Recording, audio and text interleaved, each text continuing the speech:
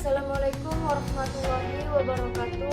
Innal hamdalillah nahmaduhu wa nasta'inuhu wa nastaghfiruh wa na'udzu billahi min shururi anfusina wa min sayyiati a'malina. May yahdihillahu fala mudilla lahu wa may yudlilhu fala hadiya lahu. Alladzi la nabiyya ba'da amma ba'd. Perkenalkan, nama saya Ranti. Saya dari Prodi Manajemen Dakwah, Fakultas Dakwah dan Komunikasi, Universitas Islam Negeri Sultan Syarif Kasim Riau. Di sini saya akan menjelaskan mengenai materi hadis media dakwah sesuai dengan tugas sebagai ujian tengah semester yang diberikan oleh Bapak Mursal MPDI. Baiklah, langsung saja kita mulai dari pembahasan yang pertama, yaitu definisi dakwah. Secara etimologis, kata dakwah merupakan bentuk masdar dari kata yada'u fil mudhari dan kata da'a fil madhi, yang artinya adalah memanggil, menyeru, mengundang, mengajak, dan memohon.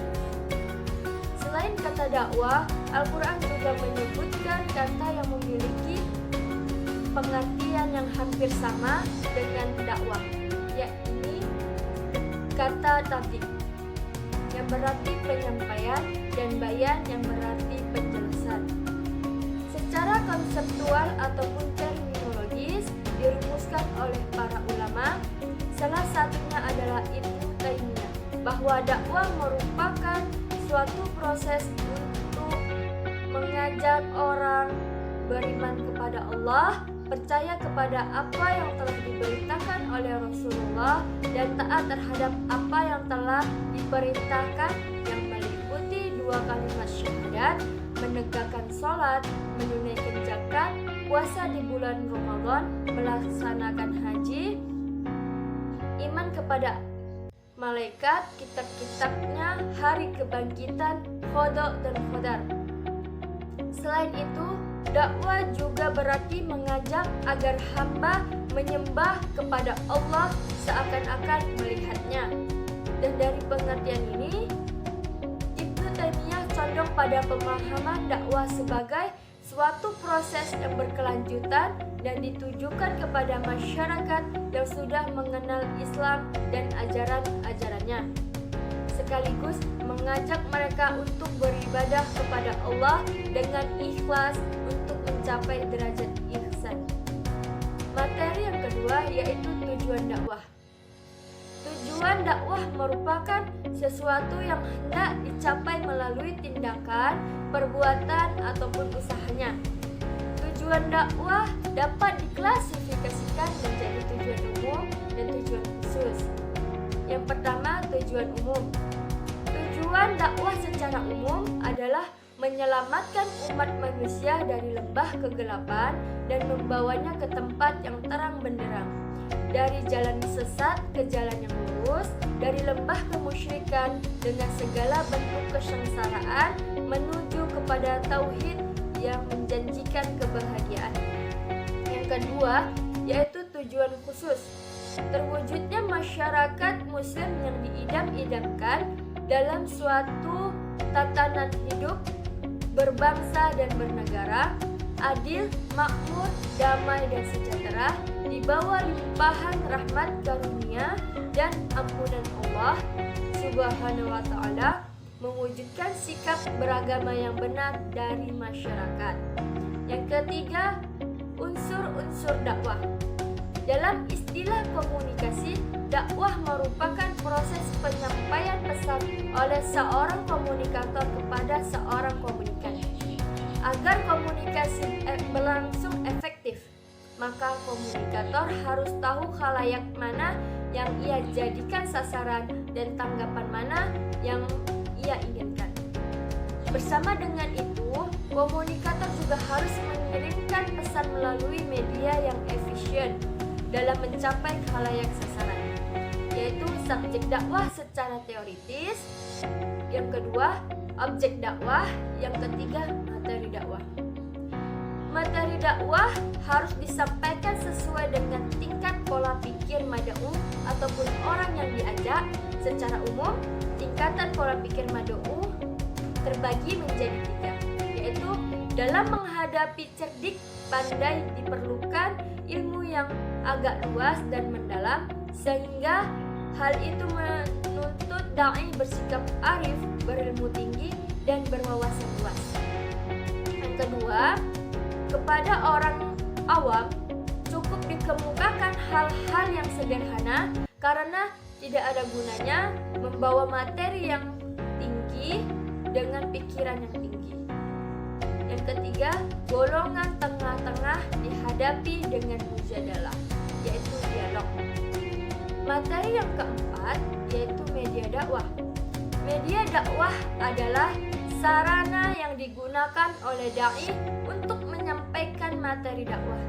Ditinjau secara tekstual atau eksplisit, memang tidak ditemukan ayat atau hadis yang membicarakan tentang media atau alat apa saja dapat digunakan untuk menyampaikan dakwah. Tetapi secara konstekstual ataupun implisit banyak isyarat Al-Quran tentang masalah media. Hamzah Ya'qub mengelompokkan media dakwah kepada 5 macam. Yang pertama, lisan, yang kedua tulisan, yang ketiga lukisan, yang keempat audio visual, yang kelima akhlak, dan yang keenam budaya. Materi yang kelima yaitu metode dakwah. Terdapat beberapa kerangka dasar tentang metode dakwah sebagaimana terdapat pada Quran surah An-Nahl. Yang pertama, di Al-Hikmah, kata hikmah sering diartikan menjadi bijaksana. Yang kedua, Mau'idhah al-hasanah, yaitu nasihat yang baik. Dan yang ketiga, mujadalah atau diskusi apabila dua metode tersebut tidak mampu diterapkan dikarenakan objek dakwah yang mempunyai kekritisan yang tinggi seperti ahli kitab, filosof, dan lain sebagainya. Jadi, kesimpulan dari materi yang baru saya sebutkan adalah secara tekstual di dalam Al-Quran dan hadis memang tidak ditemukan ayat atau hadis yang membicarakan media dakwah. Namun demikian, media dakwah tetap menjadi salah satu komponen penting untuk mencapai tujuan dakwah. Secara filosofi, media dakwah tidak dapat dipisahkan dengan pribadi juru dakwah dan komponen lainnya. Apabila salah satu tidak mendukung, maka proses dakwah tidak akan diproses dan dipahami dari penyelenggara dakwah. Kepiawaian juru dakwah dalam memilih media yang tepat akan mendukung proses dakwah terlaksana dengan baik.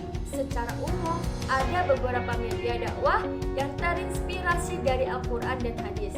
Yang pertama, lisan, seperti melalui ceramah, khutbah, dan lain sebagainya. Yang kedua, tulisan seperti melalui buku, artikel, karya ilmiah, surat kabar, majalah, dan lainnya. Dan yang ketiga, audio visual seperti melalui radio, televisi, internet, musik, dan lainnya. Yang keempat, lukisan seperti seni lukis, foto, dan lainnya. Yang kelima, akhlak, dan yang keenam, seni dan ataupun budaya.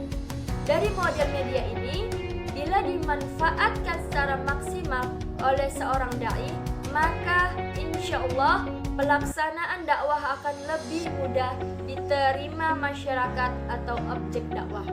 Tentunya dengan kecermatan dai dalam menyesuaikannya dengan situasi dan kondisi. Mungkin sampai di sini yang dapat saya sampaikan. Lebih dan kurangnya saya memohon maaf.